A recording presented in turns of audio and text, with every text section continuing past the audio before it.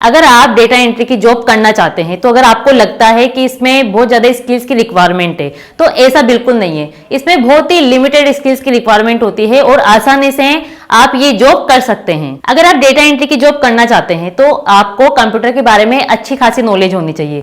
आपको उसमें जैसे एक्सेल शीट क्रिएट करना, एक्सेल पे कैसे काम करते हैं, MS power point, MS word, है ना, ये सारी चीजें आपको उसमें पता होनी चाहिए। और इंटरनेट के बारे में, सोशल मीडिया के बारे में भी आपको अपडेट रहना चाहिए। इसके साथ ही आपकी जो टाइपिंग स्पीड है वो भी अच्छी होनी चाहिए। कम से कम आपकी टाइपिंग स्पीड इतनी तो होनी चाहिए कि आप एक मिनट में 30 से 40 वर्ड टाइप कर सकें। इसके अलावा लैंग्वेज के बारे में भी आपको नॉलेज होनी चाहिए, जैसे हिंदी और इंग्लिश। आप जैसे कंप्यूटर पे काम करते हैं तो कई सारे ईमेल इंग्लिश में भी आते हैं, कई सारे टेक्स्ट इंग्लिश में होते हैं, हिंदी में होते हैं। तो फिर वहां पर ऐसा नहीं कि आपको समझ नहीं आ रहा, आपको इंग्लिश समझ में भी आनी चाहिए और हिंदी इंग्लिश दोनों टाइप भी करनी आनी चाहिए। और बहुत सारी जगह तो ऐसा होता है कि पर्टिकुलर हिंदी की ही वहां पर टाइपिंग चाहिए होती है।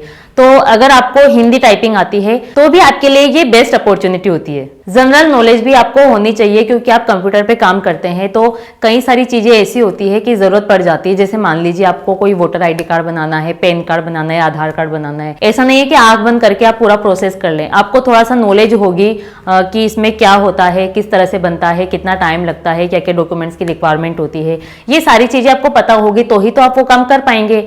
तो आपको थोड़ा सा इस बारे में पता होना चाहिए। इसके साथ ही प्रॉब्लम सॉल्विंग एबिलिटी भी आपके अंदर होनी चाहिए क्योंकि आप सिस्टम पे जब काम करते हैं तो कई बार ऐसा होता है कि डेटा एंट्री के टाइम पे आपसे कुछ मिस्टेक हो जाती है, तो उस मिस्टेक को तुरंत आइडेंटिफाई करें और उसको करेक्ट करें। इसके साथ ही एक और बहुत इंपॉर्टेंट चीज होती है कंसंट्रेशन।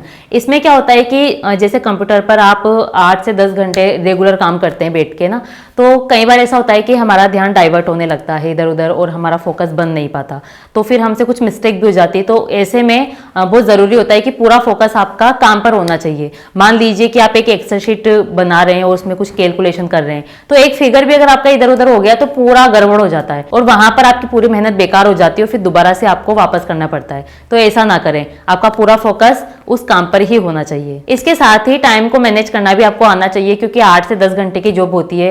तो ऐसा ना हो कि कंपनी ने जो भी काम दिया है हमें, हम आराम से कर रहे हैं और हमारा टारगेट कंप्लीट ही नहीं हुआ, 10 से 12 घंटे हो गए। क्योंकि कंपनी को तो चाहिए ना कि उसका जो भी टारगेट है वो हम उसको कंप्लीट करके दें। अब वो हमारे ऊपर है कि हम कितने घंटे में करें।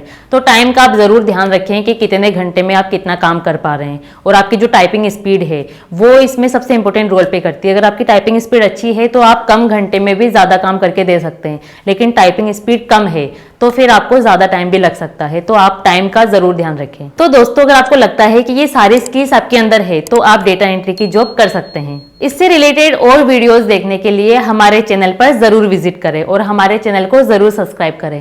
तो मिलते हैं नेक्स्ट वीडियो में एक नए टॉपिक के साथ। Thank you.